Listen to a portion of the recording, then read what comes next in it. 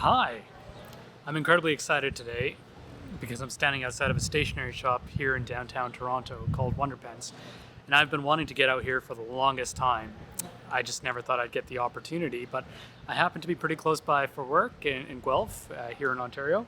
Took a 2.5 hour ride to get into town this morning, into Toronto, and I've got the opportunity to have a quick chat with John, one of the owners of Wonderpens.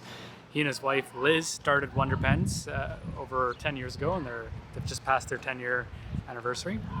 And so join me in taking a quick look through their shop, this wonderful space, and learning a little bit more about their stationery shop.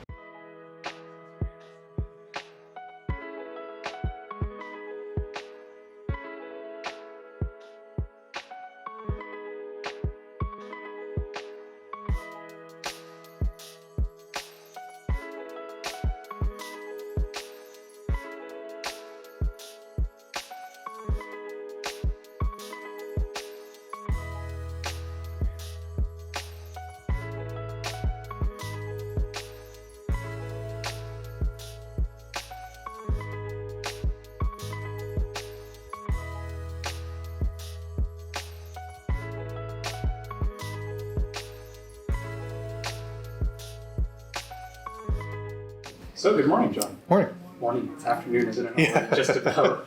Yeah. Well, thanks very much for having me. Tell me a little bit about Wonderpens. How did it all start? So Wonderpens, we started just over 10 years ago. We started in April of 2012. Does that make sense in math? But we've just passed our 10th year anniversary, so I guess it would be 2013. We are a family-run business. It's my wife and I, Liz and me. And we started off online, and we opened up our brick and mortar soon after, and we sort of moved a couple of places around the city, and we've ended up here to Little Italy. This is the neighborhood that we're in, and we sell a lot of different stationery, fountain pens from different areas such as Japan, Europe, so Germany, England, and we focus on writing tools. Nice. What was the inspiration for you guys starting a stationery store? Honestly speaking, my wife has been the sort of inspiration and the original passion for stationery. I gave her first fountain pen on a business trip that I took to New York, and I gave her a fountain pen, and she loved it. Like it had been years since she had used one. She was writing with like roller balls and ballpoints, and she loved stationery, and she was shopping for a lot of it in the US, and there wasn't really a market in Canada that she could easily find some of these harder to find Japanese stationeries that she loved. And I always wanted to run a business. I've always been entrepreneurial, so we sort of combined the two together. We were both working in a corporate life before. I was working at a bank, and actually she was a teacher, a full-time teacher. We started the business. We were very, very young at the time. We were in our early 20s. We didn't have kids yet, and it sort of picked up from there. Fair enough. It's kind of an interesting shift going from effectively very corporate careers into a pretty risky maneuver in terms of something that wasn't very established in terms of stationery offerings and very niche as well. I get this question a lot, mostly from people, not specifically from the stationery world, but entrepreneurs, like new entrepreneurs and et cetera, and asking how we knew we were going to do this, or how to take the step into doing this full time, especially stepping away from stable jobs. Like we are both Asians, so our parents wanted us to have stable jobs, and it was sort of the norm for us to stick with our healthcare and our stability. But I think it's one of those things that we didn't know what we didn't know at the time, and we were so young, and we were newly married, and it was an exciting time in our life, and we didn't have any other obligations, that we sort of jumped into it. And I think this community, like a lot of us know each other. It's sort of grown over the last 10 years, but previously to that, everyone sort of knew each other. So you knew when you wanted to buy a fountain pen, who the different shops were in your area, and it's sort of like this really great Toronto community of pens and stationery lovers who have helped keep us in business. Fantastic. In terms of, I can completely relate, by the way, myself being an Asian and having that stable career, so I applaud that risk taking. Did you guys know that you were always going to do an online offering? Was that right from the get-go, or was that something that kind of evolved later? That was mostly just from a risk perspective, so being a bit boring about it, but like we kept our job. And then we decided to open up an online offering in the background just to test to see if this was a feasible thing to do. And fortunately enough, we grew pretty fast. So we opened up brick and mortar 3 months later. And it was sort of in line with when Liz was going on her summer vacation. We found this tiny shop front, just actually a couple of blocks south of where we are now in Little Portugal. It was literally like 350 to 400 square feet. This is the studio shop that's... No, it's a totally different shop. So we've bounced around the city 3 times now. So that was our first location in Little Italy. We were renting from this really sweet old Portuguese lady who was like sort of like very much like a grandmother character and very, very nice. But it was this old sort of hair/travel agency that was sort of like set up so you would have your barber chair here, and then she had a desk over here, and she was just retired and she wasn't using the space anymore, so we found it on Kijiji. It was what we could afford at the time, so we took the risk, we took the plunge, and we opened up there. We were a totally bare bones budget, and we were received by like really great feedback, and the community over there, the BIA and the community in that area was really great for small business. So we all supported each other. And in terms of the logo, I think the logo is really neat. Is that something that you and Liz created together? Or? It isn't. That one, we must admit, we hired out for that one. We sort of just, it's a bit of an older concept, not really Fiverr, but before you used to be able to run different contests and different things. So we had a couple of people submissions for the logo, and that's sort of where it came from. The other thing I really appreciate about the website here is that I think it's Liz who primarily keeps the blog going. Yes. Often there's stories about your cats, Chicken and Tuna, and your kids. Yeah. It definitely has that very family feel. Yeah, exactly. We've always done that, and it was always very important for us to sort of share our journey and our family,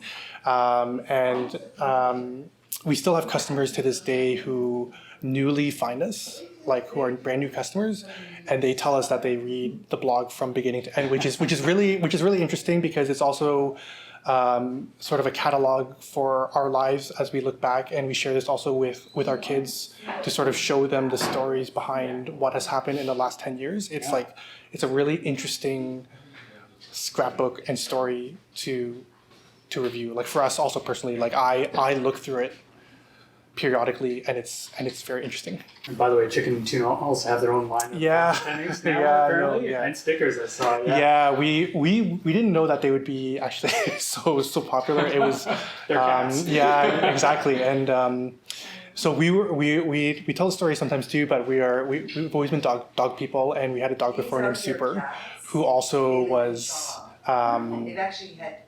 part of our shop also. But Chicken and Tuna have really like grown into our business. The other thing I was wondering, obviously being online, you talked about mitigating risk at the end of the day. COVID, I mean, nobody got away from it, obviously. Yeah. How did you guys fare through COVID and having that online presence? Was that, I would presume it was helpful in some respects, but it was probably also quite challenging. Yeah, I think, again, we were fortunate to be set up for our online. Not every retail business at the beginning of COVID was set up to have a strong enough shipping and fulfillment operation, and also a strong enough website. It's a lot of work to set up a website. So we were fortunate when we came into it that we still had it. How we fared, like, I'm going to give credit again back to the community. Like, we have so many repeat customers, which is, I think, how niche businesses are a bit different than walking into like a big box store. Similar to like a local neighborhood shop, you get to know your butchers, you get to know your local cafe and everyone knows you by name.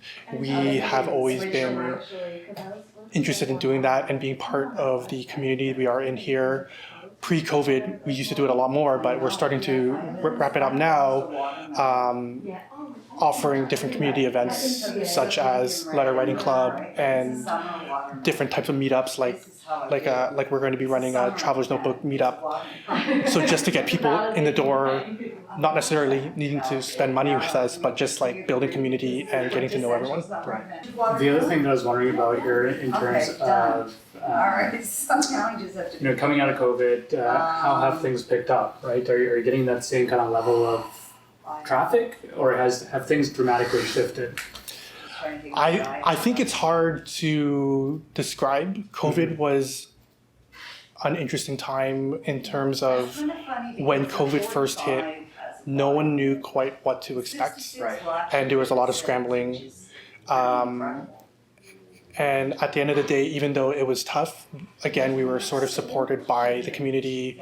People were shopping online. And I think also we picked up some new customers even during COVID because people were interested being cooped up at home, journaling or letter writing or keeping up with those type of things. Journaling itself, I find, has become a very important part of a lot of people's lives, even specifically at a high level from a management perspective, or you see different entrepreneurs or CEOs incorporating journaling into their morning routine or reflection, or even how they're road mapping where to take their business in the future, like just from that purely like not necessarily what you normally think about journaling. But coming out of COVID now, we've seen a lot more people interested in coming back into the shop to sort of interact with us. So yeah, I mean, that's the main difference. Like, we're seeing people face to face again. That's great. In a large capacity. Yeah. And having that reconnection with the community. Yeah, exactly. Exactly. Exactly. Fantastic. John, I'm curious, when people walk into the store, what do you think makes Wonderpen so inviting, unique? Like, what would you say is the special thing here? I think what we've always done is try to be a little bit more low-key. Mm-hmm. So I know when I still do shop at other stationery shops, but I do remember a long time ago, before there were more options or there were more shops and there were only a few, being a young guy in my 20s and being on a limited budget, it always seemed a little bit more intimidating for me to walk into some of these shops. I'd always envisioned them like something like a Mont Blanc where I didn't quite fit in. Yeah. But we try to carry different products from a wide range of lines, from a real budget perspective to very high. So I think a lot of the people who come into our shop are real hobbyists or real people who are love the use of a pen. And we also try our very best to interact with our customers, so speak to them one-on-one, or have enough staff to do so. But we are a pretty low-key place. We have a lot of furniture which we've publicized before that we've sort of found around town or on the sidewalks and sort of antique incorporate it. Yeah. And a lot of it is actually stuff that we have had in our own living rooms, like we've just sort of put into the shop. So we're like a true family business, like continuing to bootstrap it and just have it be a little bit more informal, but still being able to cater to customers who are looking for some very high-end stuff. And I would also say that we also work very hard on our product knowledge, so that everyone on our team, because we're such a niche business, we all are very confident and use the products and are able to speak to other, like sort of geek out on fountain pens and ink and paper, and we can speak to it because we use the products ourselves. What's your favorite part of the store? My favorite part of the store, when we first took possession of the store, we're looking at the storefront, it was all walled off and the previous owner used to use this as offices, and he used to have lots of storage here. It was all walled, like it was all walls, so you can see this skylight here was also like all, there was all drop ceiling and everything. I think that my favorite part of this store, as rustic as it looks, is actually the skylight, which sort of brings in a lot of the light to the store, and I really like the high ceilings here also. It's just a really sort of has like a New York loft vibe a bit, with sort of the high ceilings and sort of like all of the posts, the beams, the wood beams and stuff. That's I would say is the amount of light and openness that our space has. If your wife, Liz, was on camera right now, what do you think she'd be telling me about the story? Sarah, I'm probably gonna bug out soon. That's an interesting question and a true test of if I know her well or not. But I would also say that she would probably say is the community that we were able to build here, the human connection.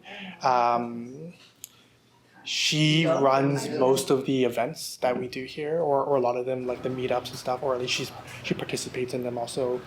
And historically, we've also brought our kids here during these events, like letter writing club, especially when my son, who's 8 now, was still young, and my 5-year-old, they used to come to our letter writing club, and we would try to have them write letters and be part of the group. And obviously it was all adults here quietly writing and everything, so it's been really special to have them incorporated into this and have them running around and playing in the shop while we're still running a business. Like it's one of the best parts for us is being a family business. Yeah, I do. You touched on it just now. I do think it's quite unique that you're offering journaling classes and journaling sessions for the larger community as well.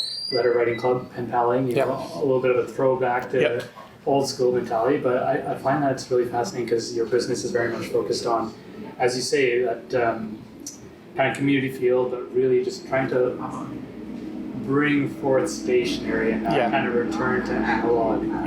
Yeah, that's exactly. Yeah, that's our goal. Hopefully we're doing a good job.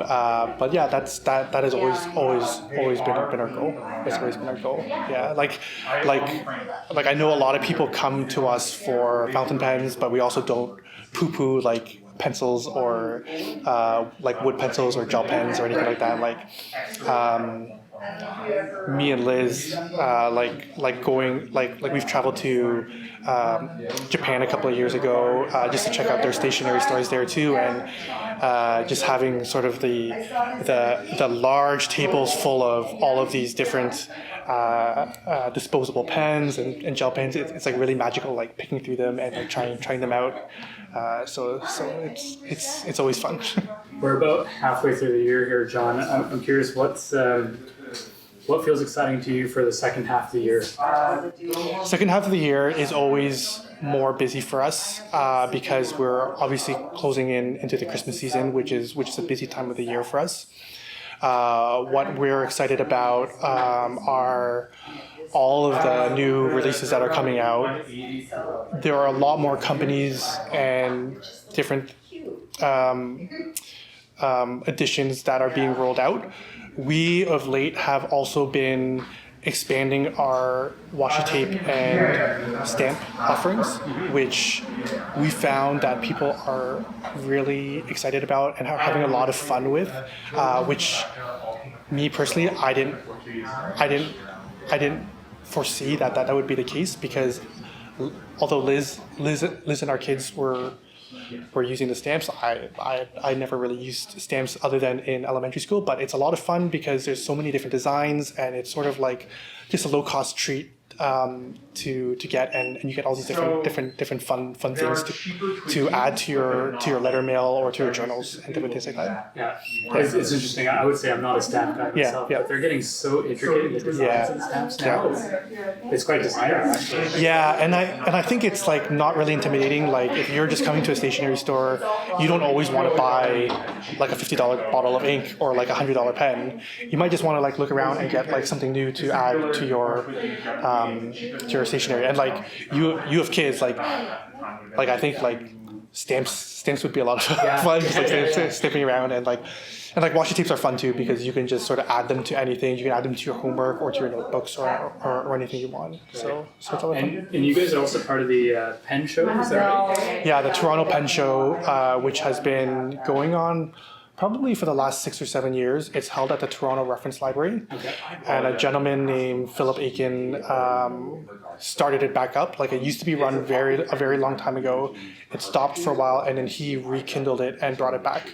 And it's been such a great thing to bring back, because when you see the crowds that come out to the pen show, you really see the community that's actually interested in this in Toronto.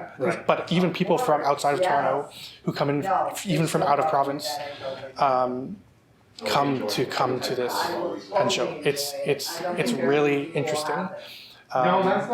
People I speak to who aren't really into the stationery or don't know much about this world never believe me when I tell them how many people actually show up and the lineups that are there. But it's so great to see, and then it's also a chance for us to meet up with customers we haven't seen in a long time. Yeah. Well, thanks very much for your time, John. No, thanks so much. Do you have any parting words for anybody out there who is getting into the world of analog and stationery, fountain pens, and paper?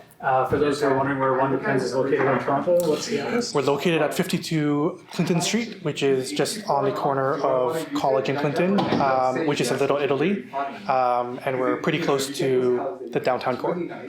I would say just give it a try. Try a lot of different things if possible. Go into your local shop and try, and if they let you try out their pens and paper. Try it out, or if not, just find other people to sort of geek out on it with and speak to them about. But if not, there are a lot of online communities that also cater to this. There's a website called Fountain Pen Network, obviously, where you can speak a lot about fountain pens, but also on Facebook or different things. There are a lot of, the community is so nice, so people will be nice to you if you reach out to them.